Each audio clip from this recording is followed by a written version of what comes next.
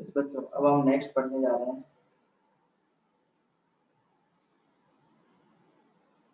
अब हम नेक्स्ट पढ़ने जा रहे हैं बच्चों, एल्डिहाइड हमने बता दिया, कीटोन के बारे में हमने बता दिया। नेक्स्ट पॉइंट है जो फंक्शनल ग्रुप है हमारे carboxylic acid, very very important. Next जो फंक्शनल ग्रुप है वो क्या बेटा, कार्बोक्सिलिक एसिड। चलो स्टार्ट कर लेते हैं कार्बोक्सिलिक एसिड से।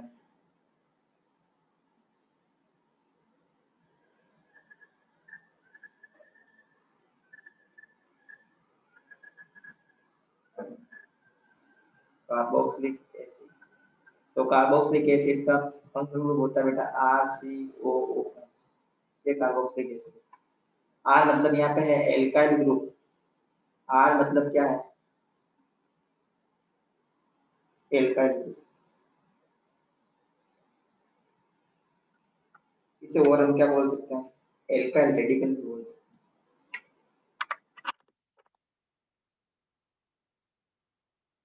एल्काइल ग्रुप या एल्काइल रेडिकल्स, ठीक है। एल्काइल ग्रुप बोलो इसे आप, या एल्काइल रेडिकल के दो, एक ही बात है। अब एल्काइल ग्रुप का मतलब मैंने पहले ही बताया था बेटा, आर का मतलब CH3 हो सकता है, इसे बोलेंगे मिथाइल ग्रुप। C2H5 हो सकता है, इसे बोलेंगे इथाइल ग्रुप। C3H7 हो सकता है, इसे बोलेंगे प्रोपाइल ग्रुप। C4H9 हो सकता है, इसे हम बोलेंगे ब्यूटाइल ग्रुप। ये सारे एल्काइल ग्रुप हैं। ये मैं ऐड करता हूँ आर की जगह, क्या बनेगा देखो, कंपाउंड CH3COOH। इसका नाम क्या है बेटा, इसका नाम है ethanoic acid. Ethanoic acid, ethanoic acid कहते हैं इसको। अब जो कार्बोक्सिलिक एसिड है, इसका जो सफिक्स हम यूज करते हैं, सफिक्स जो वर्ड के लास्ट में लगता है, उसे हम बोलते हैं ओइक एसिड। क्या कहते हैं, ओइक एसिड। कार्बोक्सिलिक एसिड के लिए जो हम सफिक्स यूज करते हैं वो होता है ओइक एसिड, ठीक है। तो जैसे दो कार्बन है, ये 1 और 2, तो दो कार्बन के लिए एथ आएगा वर्ड, सिंगल कोवलेंट बॉन्ड है तो इसके लिए एन आएगा प्राइमरी सफिक्स के लिए, और जो सेकेंडरी सफिक्स है वो क्या आ जाएगा, ओइक एसिड आएगा। ये सेकेंडरी सफिक्स है किसके लिए, एल्कोहल ग्रुप के लिए, सेकेंडरी सफिक्स ओइक एसिड, ठीक है। अब हम पढ़ेंगे बेटा एमाइन। क्या पढ़ेंगे अब हम, एमाइन के बारे में।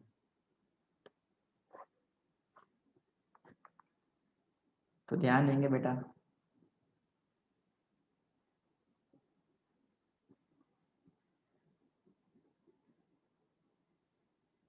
अब हम पढ़ लेते हैं एमाइन।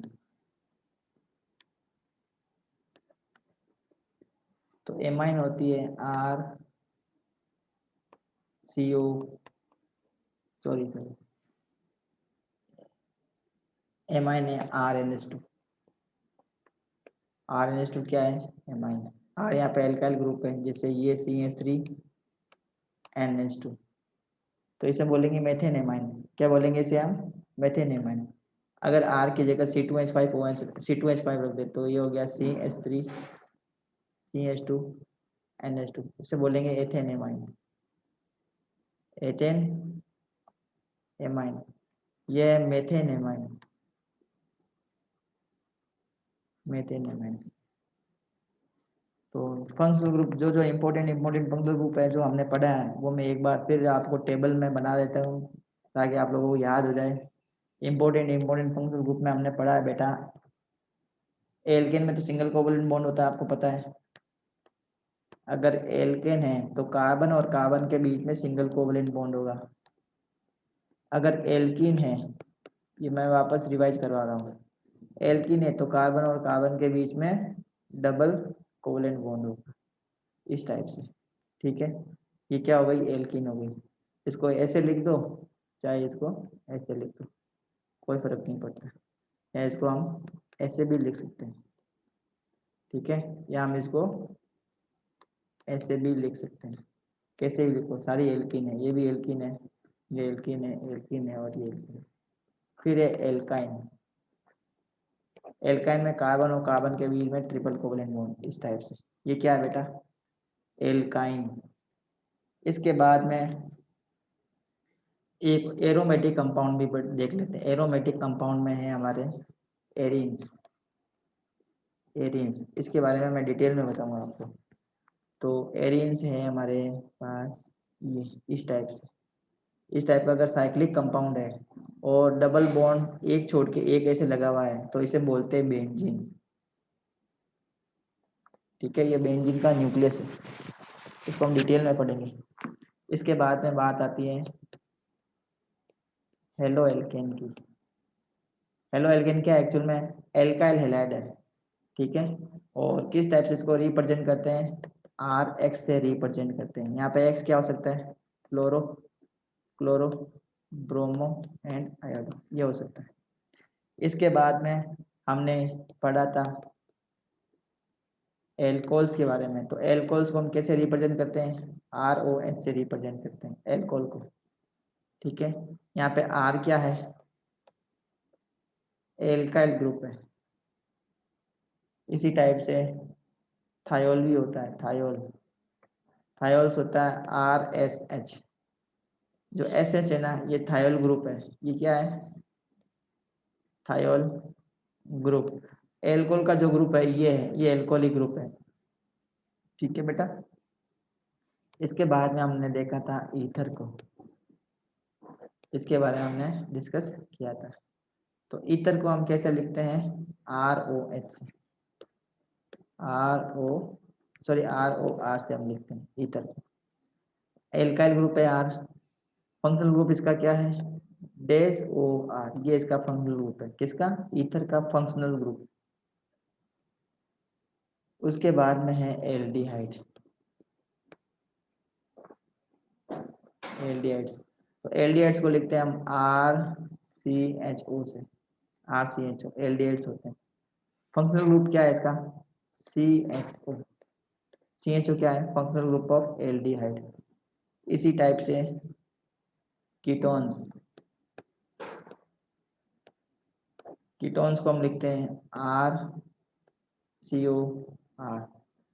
फंक्शनल ग्रुप है इसका सी ओ। मैंने पहले ही बताया था बेटा, चाहे वो एल्डिहाइड हो चाहे वो कीटोन हो, दोनों क्या है? Carbonyl compounds. ठीक है, चाहे वो एल्डिहाइड ले लो चाहे वो क्या ले लो, आप कीटोन ले लो, दोनों ही क्या है? Carbonyl compounds. इंपॉर्टेंट है, ध्यान रखना।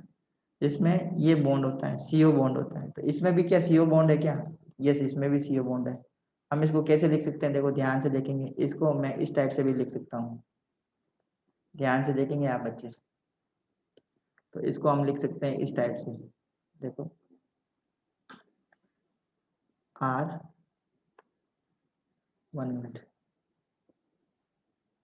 इसको हम लिख सकते हैं आर सी ओ एच। तो ये जो है ना ग्रुप, ये वाला ग्रुप, ये कार्बोनल ग्रुप है, कार्बोनल कंपाउंड का ग्रुप है। इसी टाइप से कार्बोक्सिलिक एसिड की अगर हम बात करते हैं तो कार्बोक्सिलिक एसिड में भी कार्बोनल ग्रुप होता है। कार्बोक्सिलिक एसिड,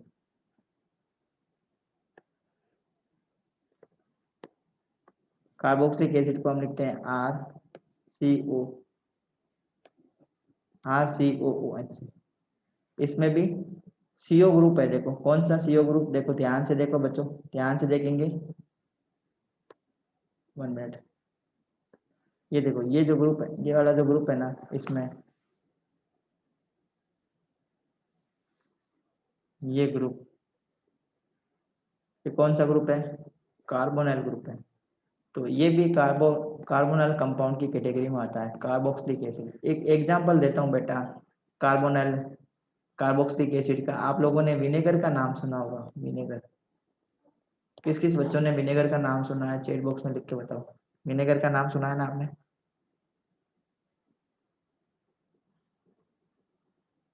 विनेगर सुना है कहीं?